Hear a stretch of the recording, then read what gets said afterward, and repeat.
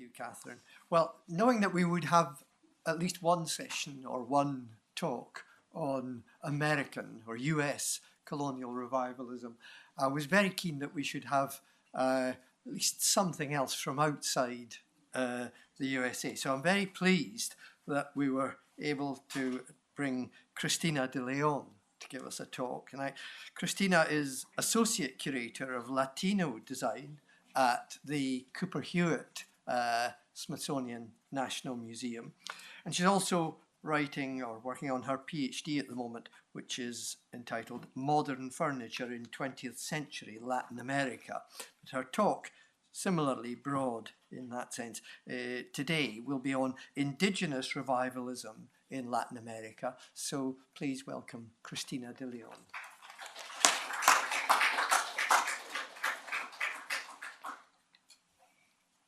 Thank you, Paul, for inviting me. I'm a curator at Cooper Hewitt. I'm also very much a PhD student, and much of what I will be talking about today is actually work that I've done here at the BGC. So I'm very much thankful to my professors, specifically Michelle Major, if she's here, who has heard me talk about many of these topics over and over again, and also to my colleagues who I have benefited so much in their feedback and learning about their own research pursuits. I would also add that this is very much a work in progress, so much so that I couldn't even decide on a title. I originally had Indigenous revivalism in Latin America. As you can see now, I have Indigenous revivalism in the Americas, and both are problematic. The whole premise of my talk is, in fact, flawed because it implies that indigeneity, both the meaning and power behind that term, can be universally applied to this vast and complex region, or that indigenous revivalism manifested through a particular idiom, which would also be incorrect to assume. I'm starting with this iconic image of Frida Kahlo dressed in traditional Tijuana attire holding a jade Olmec sculpture, an image that most obviously screams indigenous revivalism, but I'm not going to be talking about Frida, not who's become such an ubiquitous figure in this topic. Instead, I would like to explore my presentation will really focus on 3 case studies, all of which are worthy of their own lectures and have been brilliantly addressed by prominent scholars. But I would like to explore here how indigenous revivalism was projected onto the body through dress and harnessed as a nationalist tool during the first half of the 20th century in Mexico, the United States, and Peru, which is why it's the Americas and not Latin America. And this was done to produce a rhetoric around patriotism, modernity, economic growth, and one can argue even female identity.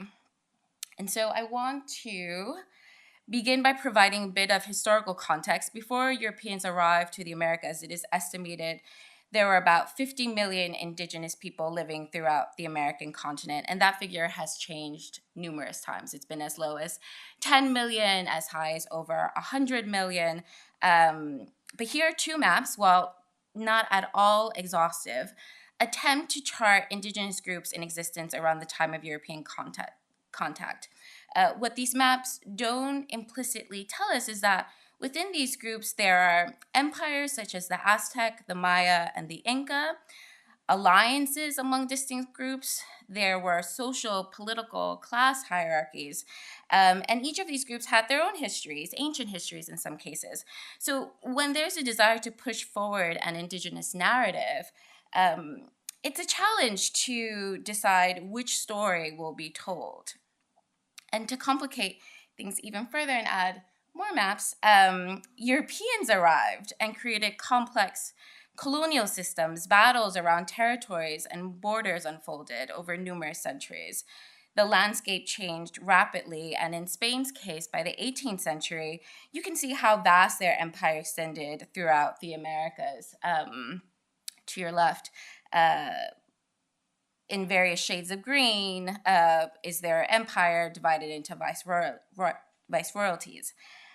However, that wasn't all. During the post-contact period, slaves from Africa were brought to the region, and expanded trade routes also brought Asian settlers. Cultural and racial mixing occurred, but by no means was this did this happen uniformly across the Americas. So once the colonial system collapsed and republics began to form in the 19th century, by the 20th century, each of these countries had a desire to establish a distinct yet collective identity that bound their citizens. For some nation states, this meant pushing forward their indigenous heritage. So with this context, I will begin with La India Bonita Concurso, or the Pretty Indian Contest of 1921, which was the first indigenous beauty contest in Mexico. The end of the Mexican Revolution in 1920 marked the start of a cultural and philosophical idealism. Inspired by post-revolutionary rhetoric, urban Mexican elites began to equate national identity as one ingrained firmly in a rural and indigenous authenticity. Indigeneity became the thread that created cultural cohesion, and it's no coincidence that this contest launched in conjunction with Mexico's centennial celebration of independence from Spain. Rick Lopez, who has published extensively on this topic, stated that those who opposed Mexico's quote-unquote Indianness were publicly disciplined for their lack of patriotism. Nevertheless, there were those who rejected this model and preferred a national discourse that focused on Mexico's Spanish roots and pre-contact indigenous cultures such as the Inca and the Maya Empire, right? Not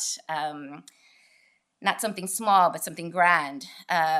This is to say, they rejected a linking of national identity to contemporary indigenous people.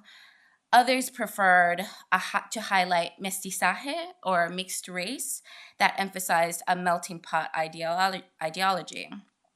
As Adriana Zavala has written in her book, Becoming Modern, Becoming Gender, La India Bonita contest became a public platform to consider what defined an Indian, how could Indians be incorporated into society, and which aspects of Indian culture were of value in a post-revolutionary nation. The newspaper El Universal and its owner, the former revolutionary Felix Palivicini, sponsored the contest really as a publicity scheme to gain more readership. It's important to note that in the 1920s, the endorsement of indigeneity was spearheaded by elite intellectuals and businessmen. And it was not till later that it was adopted by the state, once it saw how initiatives such as La India Bonita contest became popular with the public. Although I will say that the post-revolutionary government of Álvaro Obregón did set out to pursue programs that promoted national unity as a means to gain political stability and international recognition in the aftermath of the revolution. La India Bonita contest ran from January to August 1921, and the winner received a wealthy padrino, or godfather, along with a prize that grew to be 10,000 pesos, which was far more than any other public contest had offered. But the organizers faced many challenges, first due to the fact that when they approached indigenous women, they were met with distrust, hostility, and language barriers, since many of the women didn't speak Spanish and the organizers didn't speak any indigenous language. When they finally found someone who would be willing to be photographed, the newspaper published her image as the example of the kind of quote-unquote Indian beauty they were looking for, which was a young, humble, rural girl with dark skin with little to no formal education. But the public didn't understand these parameters, and the newspaper for a while mostly received images of white or mestizo women dressed in regional folkloric costumes, such as China Poblana or Tejuana dress, which in the 19th century became popular, and by the 1920s was widespread, especially among Mexican elite women who wore this dress for national holidays. And it was also very much present in theater and in other forms of public entertainment, as seen here in these two images of Maria Conesa, a Spanish actress who made much of her career in Mexico as a vaudeville entertainer. And you can see how the personification of indigenous women was very much exaggerated. Throughout the competition, the organizers periodically provided the public with examples of what they imagined as authentic, beautiful indígenas, with photographs and an explanation of how they fit these ideas. Eventually, even explicitly stating the desired characteristics, such as an oval face, perfect teeth, braids, and a quote-unquote serene expression. The discussion centered on exotic tropes that included a pure race, mispronounced Spanish, and prayers to the Virgin, among others. Employers were also encouraged to submit photos of Indias Bonitas who worked for them, usually as domestic servants. When their profiles were published, many times the employer's name was listed before the young woman's, or even omitted. And when the 10 finalists were announced, the organizers made it clear that the women were judged solely on beauty and not on personality. Maria Bibiana Uribe went on to win the contest. She was nominated by her godmother, and her photo and a description about her was published in March, and it stated, Maria Bibiana was born and lives in a small town in the mountains near Puebla. She is 16, has a pretty wheat color complexion, and descends from the impetus Aztec race. Maria Bibiana wears a woolen skirt called a chichistle, which she wove on her loom. She winds it around her waist, securing it with a cotton sash. Her quixquemetl, which she slips over her head to cover her body, is also made from a single square of cotton in which she leaves an opening. She slips it over her head to cover her upper body, and she wears a folded quixquemetl on her head to protect her from the sun. I find it really fascinating that there's so much emphasis put on the way she dressed and how she made her own clothes. There's obviously a level of authenticity that was trying to be communicated, but also modesty. And I would go as far to say civility. She uses these clothes not just as a marker of cultural dress, but to physically cover her body, as opposed to the uncivilized, semi-nude Indian. Here, we see how indigenous people have evolved and to a certain extent modernized, with the help of Europeans, of course. So when one imagines the revival and incorporation of indigenous culture into the framework of Mexican identity, like as you see here in this image of Maria, it's one of innocence, docility, it's non-threatening, but nevertheless appealing in its aesthetic. La India Bonita contest became the most recognized event of the season.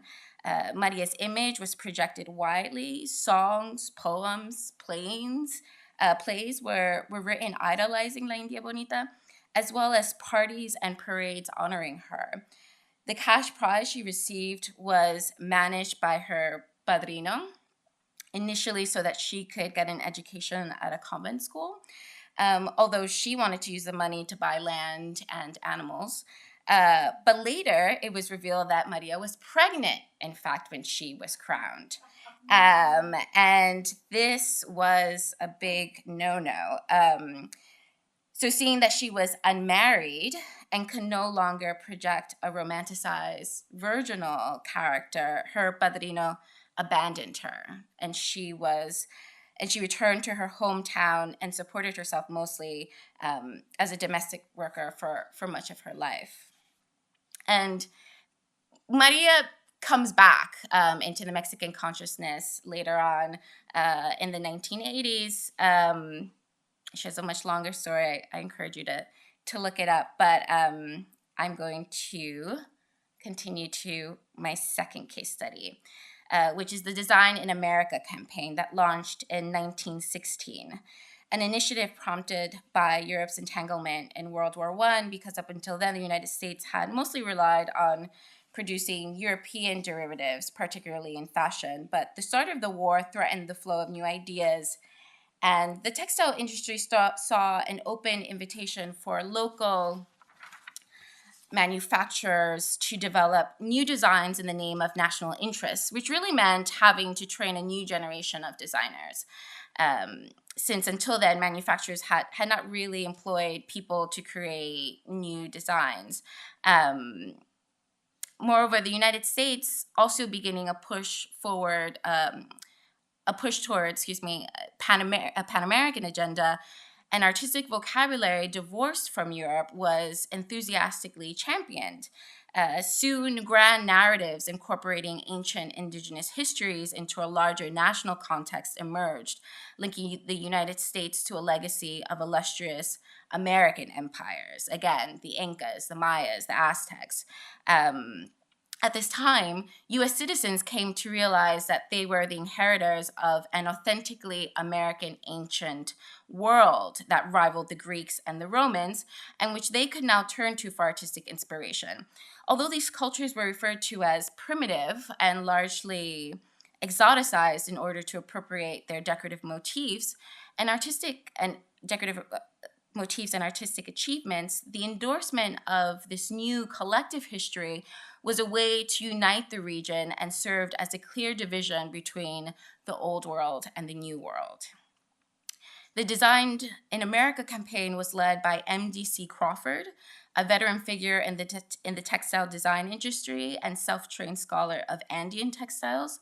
His vast knowledge of the intricacies of the textile field made him a prime figure to lead a national design language rooted in the Indigenous Americas. In 1915, E.W. Fairchild hired Crawford to design as the design editor of Women's Wear Daily, which had been established a few years earlier in 1910. And that same year, 1915, he received an honorary research position at the American Museum of Natural History. The following year, Crawford organized a group of industrialists, educators, and museums from New York to consider how the troublesome status of design in the United States could be improved through education, along with representatives from the Metropolitan Museum of Art, the United Peace Dye Works, Women's Wear Daily, and the American Museum of Natural History. Crawford gave birth to a plan that would provide training for artists and manufacturers through an impressive series of lectures, exhibitions, and textile design competitions. From 1916 to 1922, this initiative engaged hundreds of artists and textile manufacturers with museum collections that would serve as source inspiration for textiles designed and produced in Latin America. And here are just two examples of pages from Women's Wear Daily. Crawford sought to reinvigorate the industrial arts by emphasizing the study of indigenous objects from all over the world, but particularly textiles from the Americas.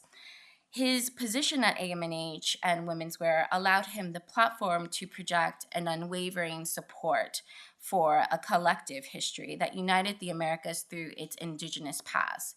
He wrote tirelessly on this topic for Women's Wear Daily, and in many instances, the articles did not merely address the decorative aspects of how to incorporate and appropriate these motifs, but challenged the mindset of what the public understood about the Indigenous Americas.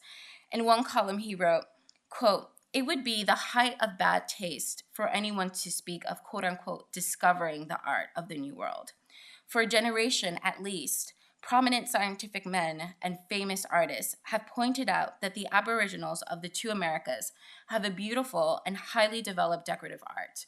Women's wear is but a convert to this simple truth. What we have done is nationalize this truth.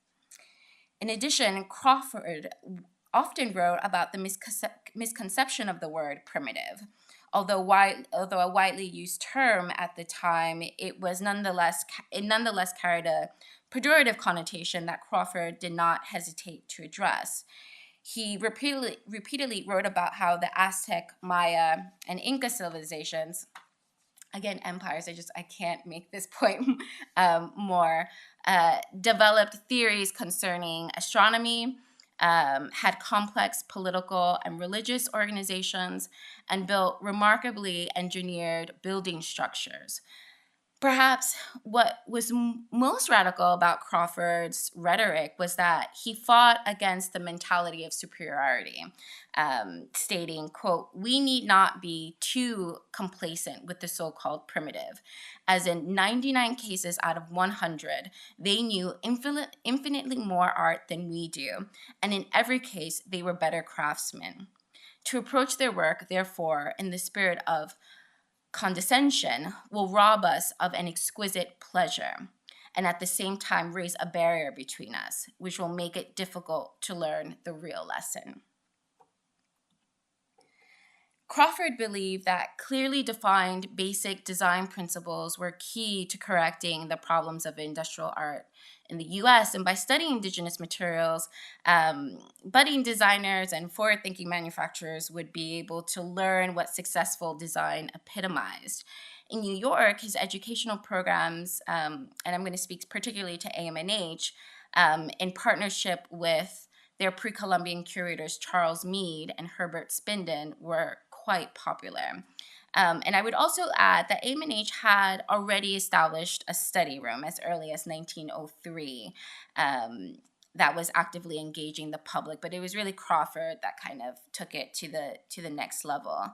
And I'm showing here a textile from Cooper Hewitt's collection, which we actually think may have been possibly produced at AMNH. And then this are pages from a handbook that Charles Mead produced called Peruvian Art, a help for students of design. And so I've just sort of highlighted the motifs that he illustrated and how it kind of comes out in this hand-printed velvet textile. Women in particular took advantage of this opportunity in design education as a means to establish their own careers and financial independence. Some of the students included Ruth Reeves and the sisters Olanka and Mariska Karas, all of who were just starting their careers. Here's Olanka in 1917 casually modeling a Peruvian textile, and then this is Crawford here. Updates on the progress of their efforts were written about often in AMNH's American Journal, as well as in Women's Wear. In 1917, just 1 year into the initiative, Spinden wrote that the museum had a monthly average of 150 students and artists who consulted the collection, and the number had recently doubled due to the financial success manufacturers had seen with the rise of sales of an original American textile designs. Here's a page from an article written by Crawford and published in AMNH, in AMNH's journal, with a design for silks produced by H.R. Mallison and Company. And I'll add that some of these were the winners of a design competition sponsored by Women's Wear Daily. In the bottom here, this is designed by Olanka Karas.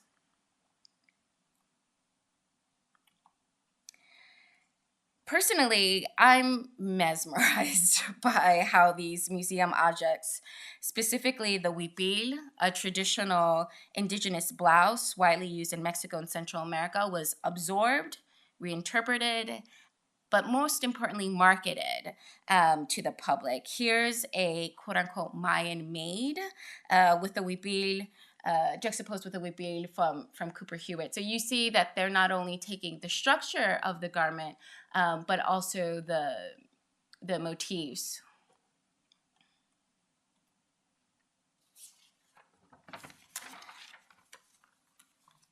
What Crawford, Women's Wear Daily, and AIM and H helped propel was a sort of transnational aesthetic, which connected women to a world far from their own, but which was still very much American, and I say American in quotes, also modern and cosmopolitan. This photograph, taken at the height of the program, when the museum hosted its first exhibition of industrial arts in 1919, shows a dress produced by J. Weiss Company, an off-white crepe with red embroidery. And in black and white, it's shocking, but you can just imagine what it would have looked like if it was in color.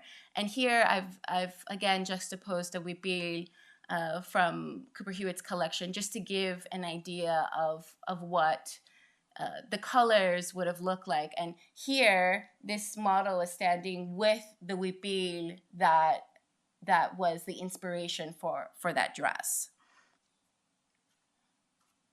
So I'll wrap up with my final case study, which looks at Peru in the 20th century, when a nationalist impetus prompted the examination of indigenous Andean culture as a means to form a Peruvian identity that was no longer linked to Spanish models. This movement, coined indigenismo, manifested in various ways, especially within artist circles, and was aided by important archaeological breakthroughs between 1900 and 1925, which confirmed the existence of complex societies that predated the Inca Empire. In addition, the unearthing of Machu Picchu, seen here, presented to the Peruvian public and the world a monumental architectural construction that rivaled the Greeks and Romans, again, sort of like the prime model. In Peru, these revelations would produce a shift from viewing these objects as antiquity, and not in the desired sense, antiquity as in, flea market, to Peruvian art, worthy of admiration, national pride, and most importantly, unique to the country. Ideas concerning modernity and a collective visual idiom is what prompted Elena Isque, a Peruvian educator, artist, and designer, to develop a graphic vocabulary that would be emblematic of the modern Peruvian state. As a drawing teacher working in Lima, Isque was actively incorporating indigenous objects into her lessons and considering them in her own work. This interest can be seen as early as 1914 in album pages where drawings and watercolor studies of pre-Columbian pieces are juxtaposed with design motifs that show the influence of Art Nouveau, a style introduced to Peru in the 1910s and widely popular amongst wealthy Peruvians. It's interesting to see how Isque explicitly incorporates elements of Art Nouveau with indigenous motifs, which then was still very much thought as out of fashion and also deemed as unsophisticated. In Peru, attention to the decorative arts did not circulate among fine art circles, nor was it addressed within the national rhetoric of indigenismo. More so, discussions concerning the application of modern design prevailed within artists and craft schools. Furthermore, an attempt to offer a course on, quote, decorative national art at the newly established Escuela Nacional de Bellas Artes never came to fruition, although attempts by Isque were made. The school established a clear hierarchy that put the fine arts over the applied arts. However, Isque eventually gained the support from Rafael Larco Herrera, a philanthropist who was moved by her nationalist spirit. He financed the publication of 10,000 copies of her first book, El Arte Peruano en la Escuela, or in English, Peruvian Art in the School, which was fully illustrated in color and expensive to produce at the time, extremely expensive, and was also consisted of 2 volumes. Regarding Isque, Herrera wrote, quote, "Having been inspired by her marvelous subject, she was loath to see perish an art which is capable of ennobling history and beautifying life, and which is man's duty to preserve for reasons of patriotism."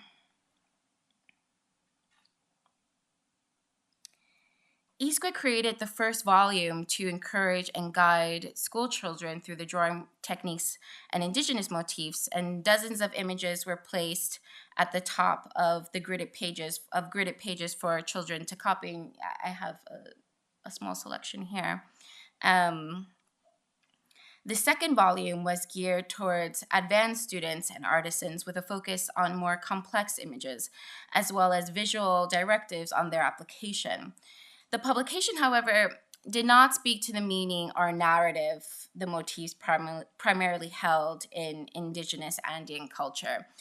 Isque was disinterested in applying a historical approach to her designs, and instead viewed them purely within an aesthetic lens. And I'll say that her critics, which really spoke of this book very, very highly, also agree that meaning should be cut out. It's too complicated. Leave that to the scientists, to the anthropologists, and let's just focus on how these motifs are beautiful and can be incorporated in the aesthetic vocabulary of Peru.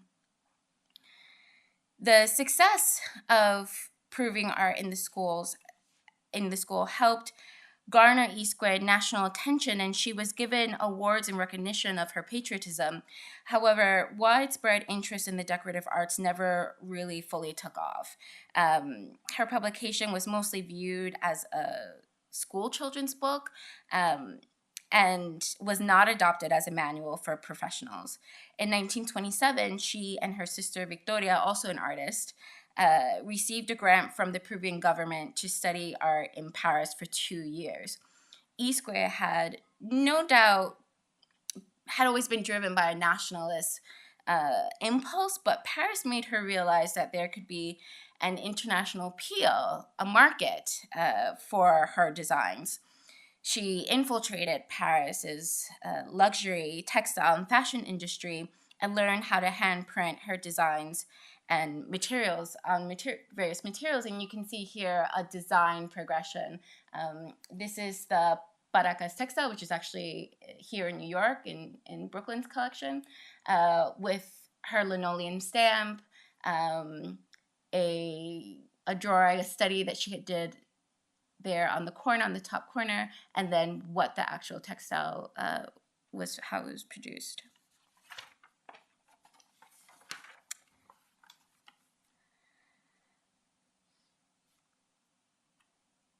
She soon began creating personalized silk handkerchiefs, which she initially sold among a group of wealthy Peruvians living in Paris, but word spread, and she then began to produce textile designs that were geometricized and abstracted interpretations of pre-Columbian motifs she had been observing all these years.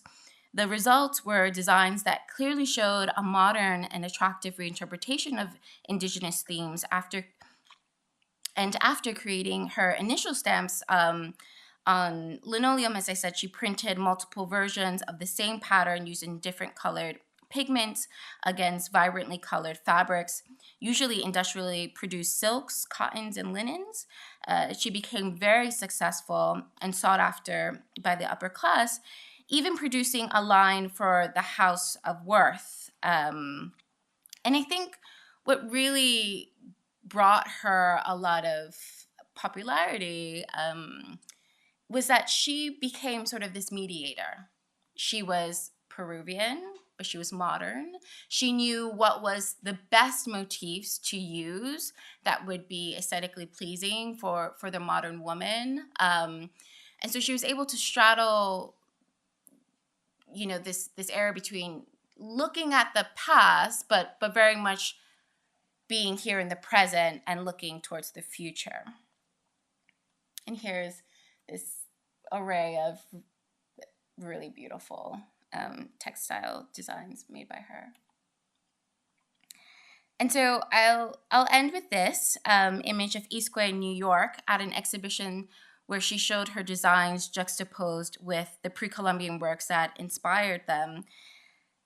She's dressed in a classic dark suit, accessorized with a scarf and belt of her own design, which this is in black and white, but we really have to imagine this, how it would have been in color, and how her scarf and belt would have been bright and bold colors and shapes, and how these would have really been markers, a marker of a modern woman, an international woman, but very much a patriotic woman. So I'll end with that. I don't have a conclusion. Thank you.